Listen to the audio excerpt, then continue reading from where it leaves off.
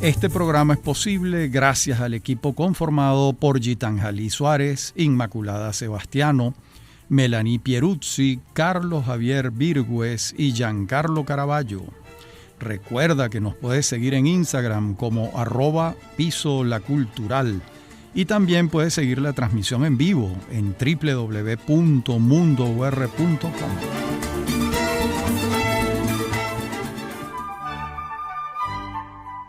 Vamos a iniciar una nueva serie dedicada a la literatura venezolana del siglo XIX. Y comencemos por un dato ilustrativo de la literatura en el periodo colonial venezolano, y es que en Venezuela la llegada, la instalación de la imprenta fue muy tardía. Tan tardía como el siglo XIX.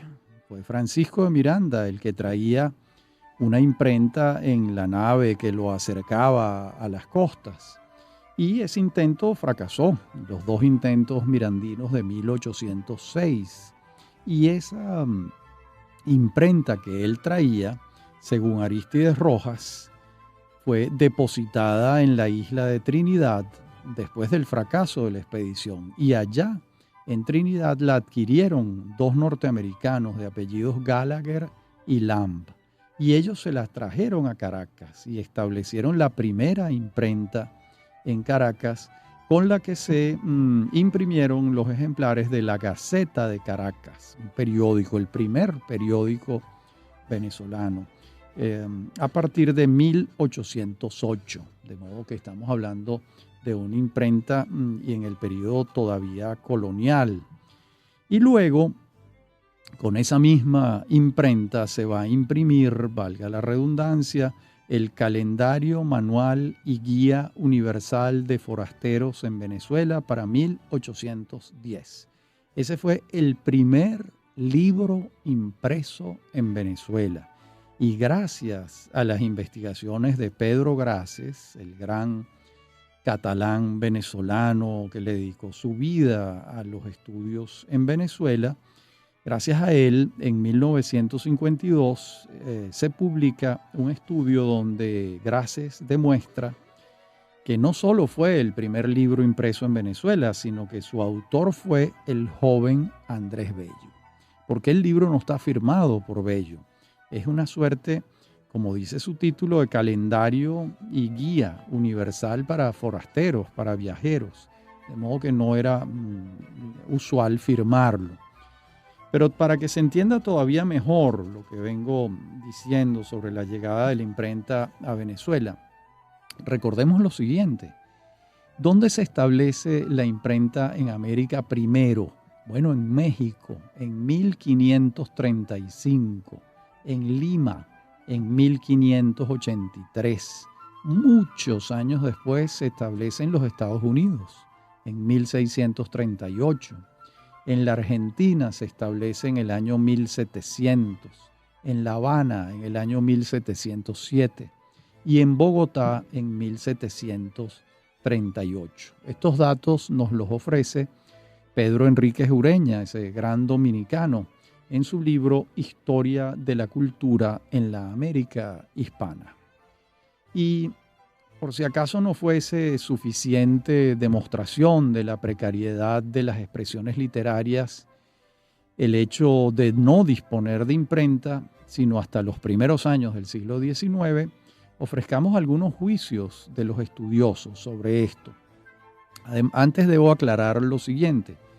Los textos de Fray Pedro de Aguado, Historia del Descubrimiento y Fundación de la Gobernación y Provincia de Venezuela, es de 1581, el de Juan de Castellanos, Elegías de Varones Ilustres de Indias, de 1589, el de Fray Pedro Simón, Noticias Historiales de las Conquistas de Tierra Firme en las Indias Occidentales, es de 1626, y el de José de Oviedo Ibaños, Historia de la Conquista y Población de la Provincia de Venezuela, de 1723, no son suficientes como para llevarnos a afirmar que hubo una literatura colonial venezolana en el sentido en que venimos hablando.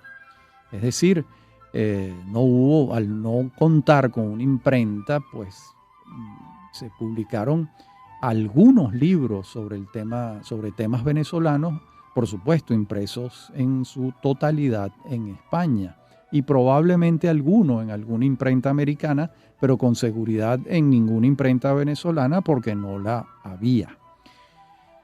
De modo que cuando nos referimos a una literatura, estamos pensando en un sistema, en un corpus, no en inspiraciones aisladas, que son muy valiosas por lo demás, pero nos referimos sobre todo a eso. Y para no ser demasiado contundentes, aceptemos que hubo algunas manifestaciones literarias durante el largo periodo colonial. Por ejemplo, las de Fray José Antonio Navarrete fueron de extraordinaria importancia, pero no circularon porque no pudo imprimirlas en su tiempo y se imprimieron mucho tiempo después. De modo que la expresión literaria de los hijos de aquella sociedad no fue suficiente como para poder hablar de una literatura colonial venezolana. Sobre todo, insisto, si pensamos en la literatura como un tejido de lectura y escritura que se expresa de manera abundante y llega a formar un sistema. Porque no solo la literatura requiere de quien la escriba, sino de quien la lea. Por eso hablamos de un sistema, ¿no? Y el crítico Julio Calcaño señala, fue a finales del siglo último, él se refiere al siglo XVIII, cuando la revolución de los Estados Unidos del Norte, la revolución de Francia y el consiguiente estado anormal de la península abrieron nuevas sendas a las ideas de los suramericanos, hicieron posible la introducción clandestina de libros prohibidos y contribuyeron en gran manera a la lucha de independencia, que cambió por completo la mísera condición de las colonias, las cuales acaso hubiera conservado España con la práctica de un sistema de colonización y gobierno y con la difusión de las luces que preparan el corazón y el espíritu para figurar en la escena de la civilización. Nuestra literatura alborea con el sol de la revolución de independencia. Esto es lo que señala Julio Calcaño. Y no le falta razón.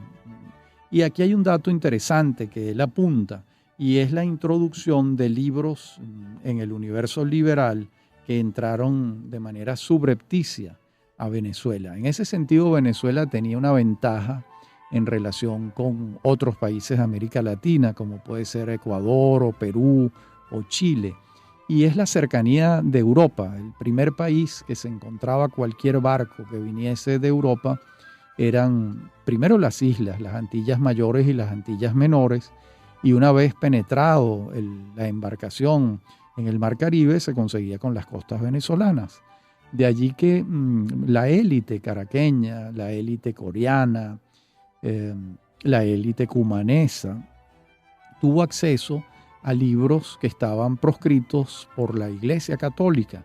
Eran los libros del liberalismo, de la Ilustración, tanto inglesa como francesa, con autores como John Locke, como Rousseau, que fueron libros que comenzaron a ser leídos por la élite y que fueron abriéndole un mundo de posibilidades a las futuras repúblicas americanas.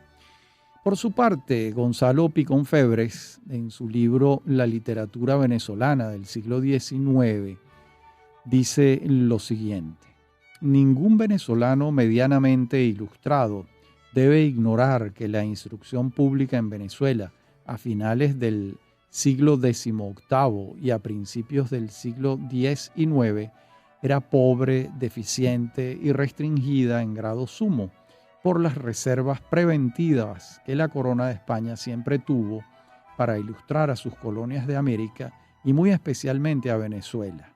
Temía, sin duda alguna, que la propagación y lectura de los libros nuevos, la difusión copiosa de las ideas avanzadas y el espíritu revolucionario de los Estados Unidos y de Francia despertasen y luego avigorasen el de la independencia hispanoamericana, y por eso procuró a todo trance mantener a sus colonias en un estado de lamentable ignorancia. Esto dice Gonzalo Picón Febres. Hay otros motivos que podemos añadir a lo de Picón Febres, pero no es el momento de hacerlo.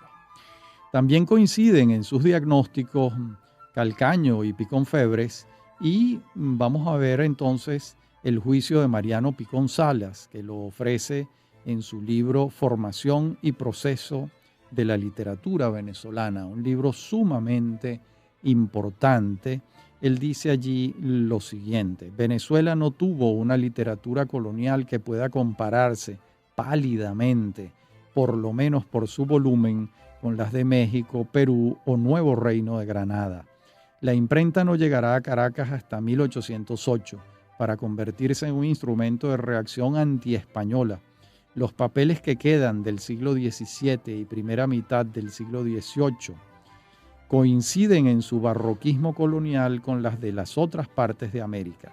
La misma erudición farragosa, el mismo retruécano, la misma fórmula altisonante. Es, he dicho en otro trabajo, una forma de intelecto que carece de espíritu histórico.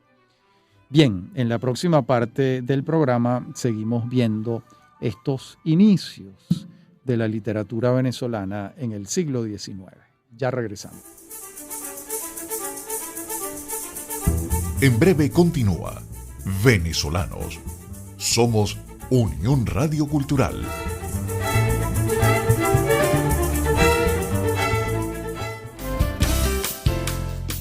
Estás escuchando Unión Radio Cultural. Este y otros programas de Venezolanos los puedes oír en formato podcast a través de Anchor.fm. Para alguna sugerencia sobre este espacio, pueden escribirnos al correo rafaelarraiz@hotmail.com y en Twitter @rafaelarraiz. Somos Unión Radio Cultural.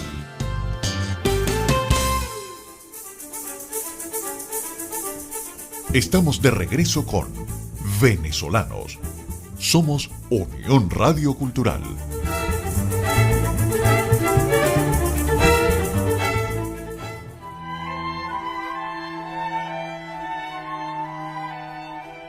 Humboldt, en su libro Viaje a las regiones equinocciales del Nuevo Continente, señala algo sobre Caracas muy interesante. Él dice allí lo siguiente: en muchas familias he hallado gusto por la instrucción, conocimiento de los modelos de literatura francesa e italiana, y una predilección decidida por la música que cultivan con éxito y que sirve para unir las diferentes clases de la sociedad, como lo hace siempre la cultura de las bellas artes.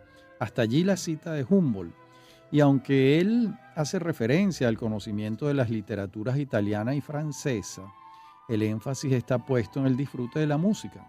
Y en otros pasajes del libro, en los buenos modales de ciertos caraqueños, que lógicamente denotaban familiaridad con ciertas expresiones culturales elaboradas. Pero no puede inferirse de los comentarios de Humboldt, del retrato de aquella amable ciudad colonial que rememora desde su sillón europeo con gratitud, ni siquiera puede inferirse la existencia de un grupo de lectores críticos medianamente sistemáticos. Mucho menos puede suponerse la existencia de una literatura. Sin embargo, el panorama humboldtiano y otros análisis, frutos de investigaciones recientes, como esta de Michael McKinley sobre la Caracas prerevolucionaria, que se titula Pre-Revolutionary Caracas, vienen a matizar la contundencia de las afirmaciones de Calcaño y de Picón Febres. No era una situación de tierra arrasada la que tenía Caracas, tampoco se trataba de una suerte de Atenas tropical, pero el juicio, las observaciones de Michael McKinley, por cierto, este libro es la tesis doctoral de McKinley en la Universidad de Cambridge. Él pasó 4 o 5 años viviendo en Venezuela investigando en los archivos para redactar esta tesis doctoral que tiene extraordinarias revelaciones sobre nosotros, ¿no? Fíjense lo que él dice. Afirma McKinley: ya a estas alturas deberían estar claros varios aspectos de la economía de exportación de Caracas. Primero y sobre todo la diversificación de la base agrícola ocurrida entre 1777 y 1810. A excepción posiblemente de La Habana, ninguna otra colonia hispanoamericana experimentó la transformación que caracterizó a Caracas al zafarse de la dependencia del cacao. La significativa presencia del café y del añil, y en grado menor de otras cosechas, procuró a la provincia una variedad en sus posibilidades de ingreso muy notable para una pequeña provincia monoproductora. Esto es muy interesante, porque a lo largo de toda su tesis doctoral, McKinley demuestra que la Caracas de finales del siglo XVIII y de principios del siglo XIX era una provincia rica que había diversificado su economía, como lo demuestra el aumento de la producción cafetalera y de añil, que vienen a disputarle los primeros lugares al cacao. Le toman unos cuantos años más, pero muy pronto el café va a ser un producto de exportación superior en cantidad al cacao. De modo que esa lectura de McKinley nos da una visión menos sombría que la que nos tenían acostumbrados nuestros escritores, ¿no? Y fíjense que pues tiene una visión que nos revela un mundo un poco más próspero que el que se ha tenido que el que ha permeado fundamentalmente en algunos escritores sobre este periodo. Y dos aspectos resultan indiscutibles entonces. La provincia de Venezuela a finales del siglo XVIII y principios del XIX había alcanzado un respetable nivel de desarrollo económico sobre la base del cultivo del café, el tabaco, el añil y el cacao. De allí que algunas expresiones del espíritu creador hubiesen florecido, junto con el interés por ciertas manifestaciones artísticas por parte de la élite. Eso fue lo que vio Humboldt y lo que impresionó a Humboldt en su visita a Venezuela. Esto no niega que hubiese una precariedad en la literatura venezolana, como la hubo y como lo hemos dicho todo el tiempo, pero sí niega la tesis según la cual en la provincia de Venezuela no fue permitido el crecimiento de las luces. De hecho, la propia élite que va a llevar adelante la guerra de independencia no se explicaría sin la situación de auge que encuentra el barón de Humboldt en su visita. Eso creo que hay que tenerlo en cuenta, ¿no? Y otro viajero, además de Humboldt, que fue François de Pons, él dice lo siguiente en una obra publicada en 1806, refiriéndose a las casas caraqueñas.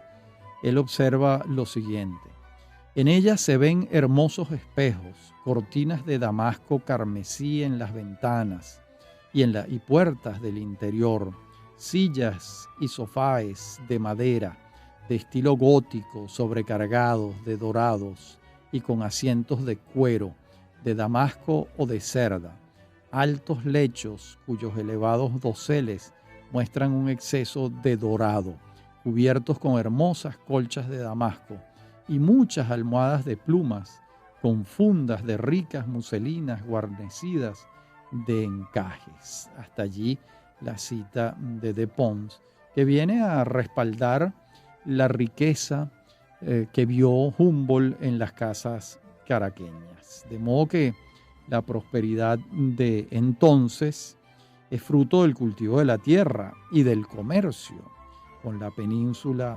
imperial, faenas en las que la compañía guipuzcoana tuvo su parte durante sus 50 años de labor en tierra venezolana, entre 1730 y 1780, así como los criollos que para entonces amasaban una fortuna considerable y eran incluso dueños de los barcos con los que enviaban sus frutos allende el océano. Será en esa sociedad colonial que tiene expresión en una ciudad capital, que para el año de 1800 registra alrededor de 30.000 habitantes. Será allí donde comienzan a tener lugar las tertulias literarias. Van a ocurrir en casa de los Ustaris. Ellos se llamaban Luis y Francisco Javier. Y bajo el entusiasmo de estos hermanos se reúne la élite de entonces a leer y declamar poemas, a compartir sus intentos prosísticos y a limar las rugosidades del espíritu al amparo de las letras. Corre la primera década del siglo XIX. ¿Quiénes asistían a estas peñas literarias? Pues dos caballeros muy respetados entonces, Miguel José Sanz y José Antonio Montenegro. Y junto a ellos estaban Vicente Salias, Vicente Tejera, Domingo Navas Espínola, José Domingo Díaz, José Luis Ramos y el joven Andrés Bello. Y este último, Andrés Bello, le va a confesar a su biógrafo, el chileno Miguel Luis Amunátegui. Refiriéndose a los Ustaris, él le va a confesar lo siguiente. Le dice Bello: ambos eran poetas, grandes favorecedores de los devotos de las musas, oficiosos aristarcos de los ingenios nobles que empezaban a despertarse. La casa de estos caballeros se había convertido en una especie de academia, a donde concurrían cuantos en la capital de Venezuela figuraban por las dotes del espíritu. Hasta allí lo que le dice Bello. Y claro, él no le puede decir, como es lógico, que el más destacado de esos jóvenes poetas era él. Y continúa relatándole a Amunátegui la Caracas de su juventud y le dice: no había matrimonio, ni bautizo, ni colación de beneficio eclesiástico o grado universitario, ni día de santo, ni banquete, ni fiesta pública o privada en que no se leyeran o recitaran redondillas, décimas, octavas, sonetos. De modo que también a la música también la acompañaba la poesía, como estamos viendo, como estamos señalando con base en estas confesiones que le hace Andrés Bello a su biógrafo chileno Miguel Luis Amunátegui. Y el buen nivel de ejecución y de composición alcanzado por la música en la Venezuela colonial, de acuerdo con el juicio de los conocedores en la materia, pues no se corresponde con el de la expresión poética. Esta vuela menos alto, la verdad. Y las tertulias de los Ustaris, y particularmente lo que de ellas se estampó más allá de la oralidad, se ciñen al territorio del canto apacible, el poema bucólico, discretamente virgiliano, construcciones líricas pensadas más para el escenario de una velada, para agradar a la audiencia, que para darle salida a las tormentas propias del espíritu. Pero si los logros poéticos fueron menores, incluidos los del joven Bello, los referidos al dominio de las ciencias jurídicas y el pensamiento, pues no fueron despreciables. No pretendo afirmar, obviamente, que estos alcances fueron fruto de las tertulias en casa de los Ustaris, para nada, pero sí señalo que entre los contertulios estaba Sanz, quien pudo hacer aportes valiosos, fruto de su discurrir organizado y de su voluntad. Y si fuésemos a resumir en dos apellidos de los muchos que bebieron de las aguas de casa de los Ustaris, esos dos apellidos serían los de Sanz y Bello. Ambos, sin demeritar a los otros, trascendieron con sus obras más allá de la anécdota o del ditirambo. Puede decirse más, si ellos no hubiesen participado en esas tertulias, probablemente estas habrían sido registradas por la historiografía por su filón exclusivamente circunstancial, y en verdad no ha sido así. En la próxima parte del programa seguimos con estas tertulias en casa de los Ustaris.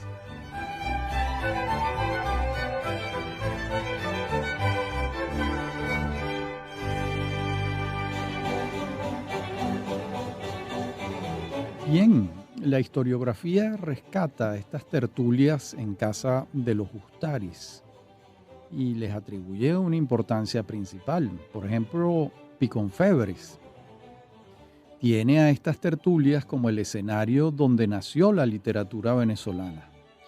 Y fíjense lo que él dice allí. Dice, pero de aquellos literatos y poetas bisoños, poco instruidos en el arte, ignorantes de los buenos modelos castellanos, sin mayores alcances ni gallardía de imaginación, y por añadidura amanerados en fuerza de la imitación pseudoclásica imperante, apenas quedan hoy los nombres y algunas de sus obras, de muy escaso brillo y mérito en el fondo y en la forma. Bueno, suponemos que queda a salvo de esta sentencia de Piconfebres, pues Andrés Bello, ¿no? La verdad es que aquella élite que se reunía en casa de los Gustaris había leído con atención, en el mejor de los casos, a los clásicos latinos, a algunos autores peninsulares, y el tiempo demostró más adelante que el mejor lector de aquella camada había sido Bello, quien antes llegó a leer el Quijote siendo prácticamente un niño, y los aires poéticos de aquella Venezuela finisecular y de principios del siglo XIX, para los que no dominaban otro idioma que el español, eran los de la madre patria. De modo que el barroco colonial convive, aunque cediéndole el paso al neoclasicismo que Piconfebres llamó en uno de sus arranques la imitación pseudoclásica e imperante. Es en este ambiente de prosperidad económica, pero de precariedad cultural, donde va a aprender la mecha del espíritu revolucionario. Precisamente a las propias tertulias en casa de los Gustaris asistía un alumno de Andrés Bello, un muchacho llamado Simón Bolívar, e incluso con frecuencia tertulias alternas llegaron a ocurrir en casa de los Bolívar, ya frente a la Plaza San Jacinto. Estos son los años decisivos en los que va gestándose lo que luego estalla definitivamente en 1810. Y es entonces cuando tiene lugar aquel viaje fundamental para el destino de la futura república, en el que van de embajadores Andrés Bello, Simón Bolívar y Luis López Méndez a Londres. Y allí se encuentran con Francisco de Miranda y hasta en su casa se alojan. De allá nunca regresará Bello a Caracas. Va a pasar 19 años en Londres y después se va a ir a vivir a Chile, donde pasará el resto de su vida, una vida muy larga, por cierto. Pero a Venezuela, lamentablemente, no pudo volver, no volvió. Y el ambiente literario en que Bello recibe sus primeras influencias, como hemos visto a lo largo de estas palabras que vengo desarrollando, es el de la Caracas, donde transcurre su infancia y juventud. Este es un ambiente, en pocas palabras, un ámbito que se debate desde el punto de vista literario, entre el eco del barroco colonial y las primeras apariciones del neoclasicismo. Este neoclasicismo se fundamentaba en una actualización de los conceptos estéticos de la Grecia clásica. El neoclasicismo que llegaba hasta estas costas del trópico caribeño venía matizado por el crisol ibérico, pero en su esencia mantenía su teología, es decir, la razón está en el centro del proceso creador.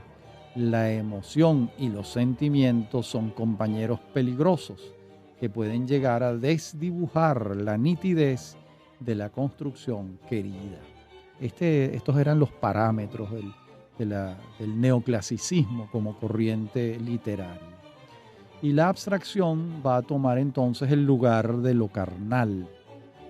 La ambición universalista va a suplantar al rasgo individual. Y en el corazón de ese neoclasicismo va a latir el ideal de la inmutabilidad de lo unívoco, de que todo permanezca. Sin embargo, si bien es cierto que la tendencia dominante era neoclásica, es posible encontrar rasgos prerrománticos en algunas de las composiciones de Andrés Bello. Es el momento de recordar lo que venimos diciendo desde el principio. La imprenta llega en 1808. Bello se va para siempre en 1810. De modo que las composiciones poéticas que tejió en aquellos años no podían ser publicadas. De hecho, las editó muchos años después e incluso algunas no fueron propiamente publicadas por él, sino salvadas en la memoria de algunos compañeros que las habían aprendido y memorizado, oyéndoselas declamar al joven Bello en las tertulias de casa de los hermanos Ustaris.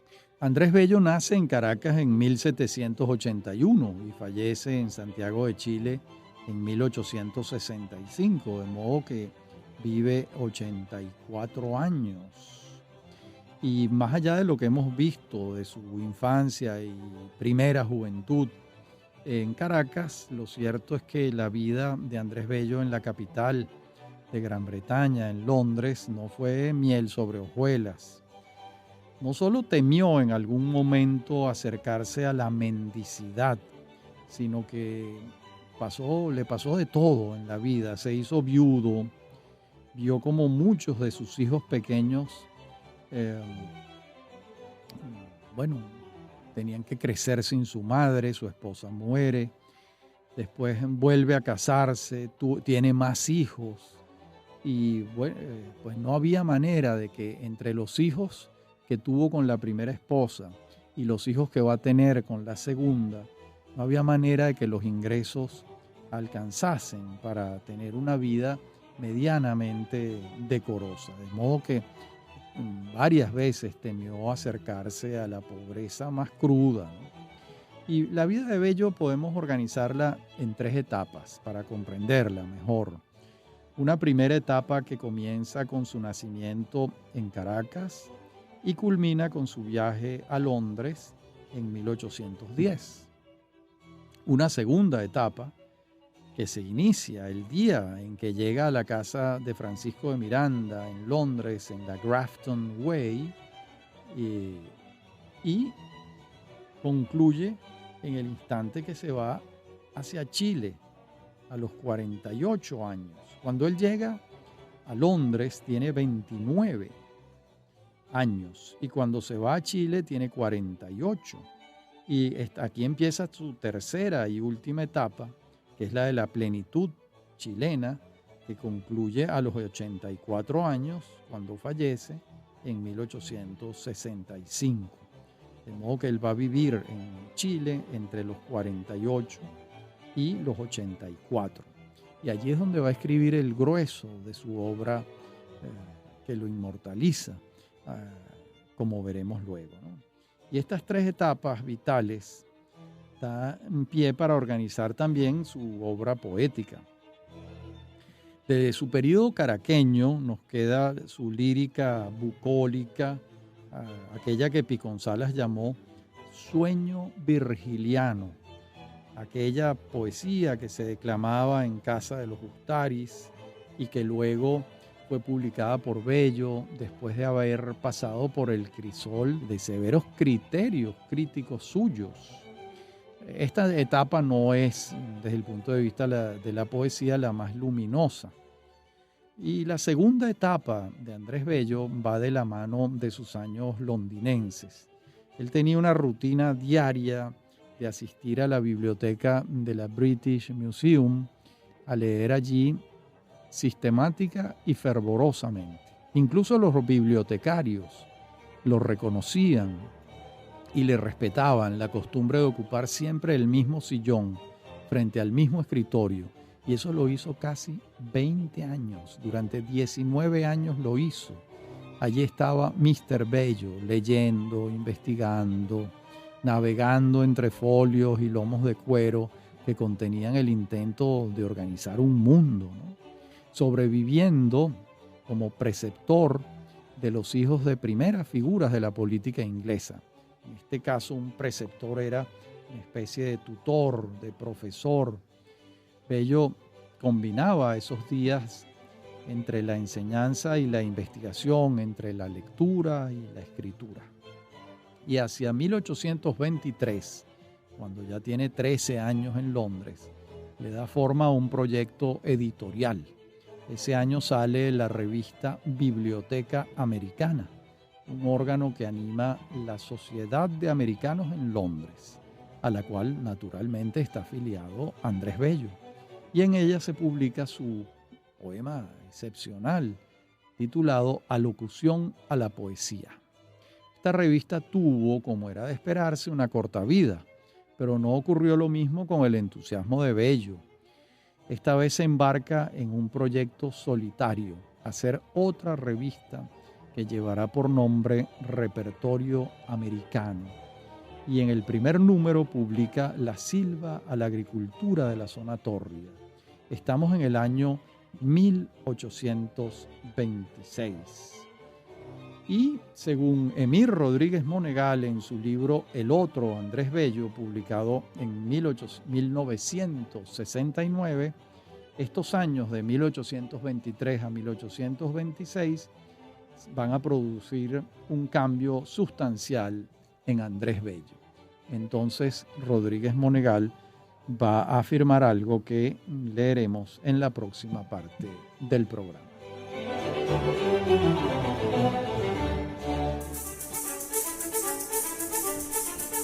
En breve continúa Venezolanos. Somos Unión Radio Cultural.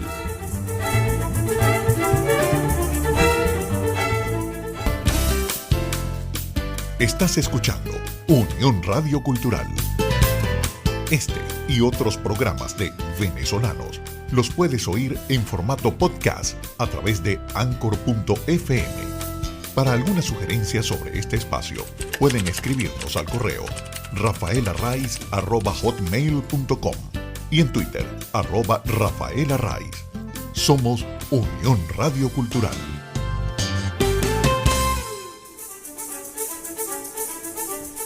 Estamos de regreso con Venezolanos. Somos Unión Radio Cultural.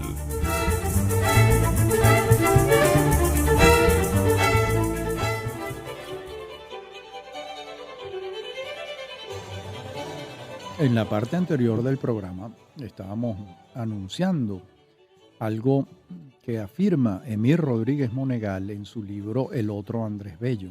Dice lo siguiente: se produce en la situación literaria y poética de Bello una transformación tan sutil que ha sido muy poco advertida, sino totalmente ignorada por sus biógrafos y críticos. En esos 3 años, Bello madura rápidamente su estética y su visión creadora. Se está refiriendo a los años 1823-1826. Como crítico, sigue Rodríguez Monegal, salta del eclecticismo sazonado con que contempla el crepúsculo del neoclasicismo en sus artículos de la biblioteca, a la comprensión de poetas y estéticas del romanticismo triunfante. Como poeta, madura su visión americana y produce La Silva a la Agricultura de la Zona Tórrida. Un gran poema. Hasta aquí la cita de Rodríguez Monegal. Y ahí él encuentra una diferencia entre el poema Alocución a la Poesía y La Silva a la Agricultura de la Zona Tórrida. Y obviamente se pronuncia a favor de esta última. Cree este crítico uruguayo que entre una y otra se afina la visión bellista de la circunstancia americana. Incluso llega a atribuirle este cambio al trato cotidiano de Bello con Olmedo, con Joaquín Olmedo. En efecto, este dato es valioso, pero de ninguna manera único. Las preocupaciones americanistas de Bello son de larga data. Lo que sí puede ser cierto, y aquí apunta bien Rodríguez Monegal, es que la presencia de Olmedo en Londres a partir de 1824 entusiasma a Bello en el avance de su silva. De hecho, el proyecto de las silvas lo viene afinando desde antes de la fundación de la Biblioteca Americana. Esto lo demuestra Pedro Pablo Barnola, sacerdote jesuita, en su estudio introductorio al segundo tomo de las obras completas de Bello, publicado este estudio y este tomo en 1962. Ambos textos, la locución y la silva, formaban parte de un largo poema que se titularía América y que estaría formado por las silvas que el autor ya había compuesto, y por diversas razones el poema América nunca se publicó como tal, mientras que la alocución y la silva sí se publicaron, y esas son las que sobrevivieron y llegaron hasta nuestros días. Es cierto que la silva es un poema de mayor importancia que la locución. Yo sobre esto no tengo dudas. Y es probable que esta profundización de la mirada se haya dado en Andrés Bello por diversos motivos, entre ellos el diálogo intenso de los americanos de entonces en Londres, entre cuyos contertulios se hallaba Olmedo. Y ha debido sentir que llegaba el momento para el que se había preparado durante tantos años, darle cuerpo a una idea, pasar del triunfo sobre la corona española a la construcción de una república, que es una tarea muy distinta, y de allí que comenzara por nombrar los elementos. Él ha debido sentir, Bello, que la tarea de su compañero ya estaba casi concluida, aunque el propio Bolívar no lo pensaba así. Y ha debido sentir, Bello, que debía alzar su voz creadora. De allí que esa obsesión americana estaba sembrada en él, desde sus tiempos coloniales en la Caracas natal, pero ahora, después de años de destierro, cuando podía expresarse en toda su magnitud. De allí que la silva a la agricultura de la zona tórrida, aun siendo su poema más acabado, su poema fundacional, sea también un proyecto al que Bello le imaginaba diversas facetas. Ese proyecto americano del caraqueño Andrés Bello se expresaba de manera excelsa en su poesía, pero también lo hacía en su labor de profesor y lo hizo luego en su tarea de legislador en Chile, y se expresaba en sus estudios lingüísticos y se expresaba en su tarea de filólogo. De modo que el Bello de Londres, así como el de Caracas, va a estar preparándose sin saberlo para ser uno de los arquitectos intelectuales del nuevo mundo. Esa obsesión americana ya manifiesta en la locución encuentra un cauce más hondo, menos anecdótico, más universal en la silva.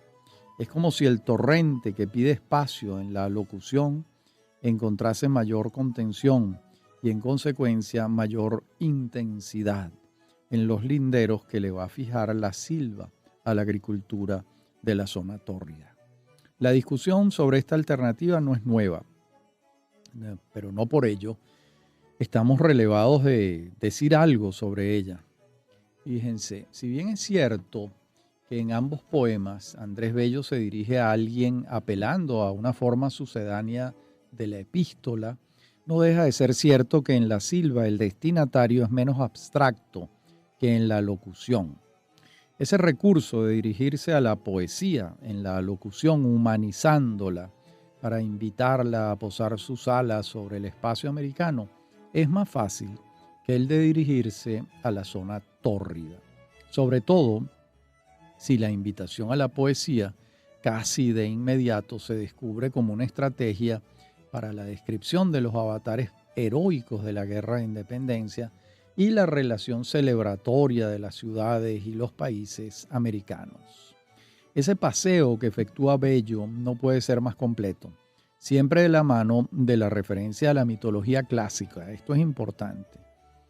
Allí Andrés Bello va a levantar hasta un pedestal heroico a Antonio Ricaurte, a Atanasio Girardot, a Juan Germán Rossio, quien fue su amigo, a Manuel Carlos Piar, a Gregor MacGregor, a José Antonio Anzoátegui, al doctor José María Vargas, a Manuel Cedeño y por supuesto a Simón Bolívar. Y en esa relación poética va a condenar a José Tomás Boves y no deja de rendirle tributo a su amistad entrañable con Javier Ustaris. Así es como la locución va avanzando en un tono celebratorio, pero ciertamente comedido, como era Bello, hacia un territorio enumerativo en el que se dan la mano la crónica y el verso. Pocas veces el poeta se sale del cauce que él mismo le ha fijado a su discurrir ajustado, poco dado a la observación personal y mucho menos dado a los efluvios de la subjetividad, la interiorización del paisaje, la subjetivización de la experiencia épica no formaban parte del proyecto bellista en la locución. Sí habitaba el paisaje del poema, el giro del lenguaje correcto, correctísimo, la intención de rendir una experiencia totalizante. De modo que no buscaba don Andrés la intensidad, o al menos eso parece, si lo juzgamos por el fruto entregado. De hecho, en un poema tan largo y a veces de tan trabajosa lectura, el riesgo de perderse en unas aguas quietas es grande. Es probablemente por ello que el autor de pronto retoma la fuerza que lo anima y toca la lira con mayor potencia. Pero si en la locución la invitación a la poesía es a mirar hacia el nuevo continente, su geografía, su épica libertaria, en la silva, la agricultura de la zona tórrida se articula una proposición más compleja. Es la obsesión que mueve a Bello. En este poema es de otro tenor. Digamos que en la silva hay un llamado a la paz, una paz con la que Bello sueña, ¿verdad? Es la paz que esboza ese proyecto americano que concibe Bello sobre la base del trabajo. Allí el poeta se da cuenta de la importancia radical que tiene la curación de la herida de la guerra para la verdadera construcción de una república. Y entonces se desliza, además, una dicotomía moral que Bello trabaja. Esa dicotomía señala que la paz está en el campo y la ambición en la ciudad. Aquí hay una cosa maniqueísta interesante. Aquí esgrime una sonrisa el bello lector de la poesía clásica, pero también aparece el humanista. Bien, y hasta aquí nuestro programa de hoy. En el próximo continuaremos con el final del análisis de la obra poética y literaria de Andrés Bello, y comenzaremos también a revisar a los sucesores de Andrés Bello en la literatura venezolana. Y este programa es posible gracias al equipo conformado por Inmaculada Sebastiano, Carlos Javier Virgües, Fernando Camacho y Giancarlos Caraballo. También puedes seguir la transmisión en vivo en www.mundour.com. Debes buscar la pestaña de Radio en Vivo, bajar y darle clic en Unión Radio 90.3. Recuerda que nos puedes seguir en @mundourweb, en @radioescuelaur y en @rafaelarraiz en Twitter. Mi número de productor nacional independiente 30.720.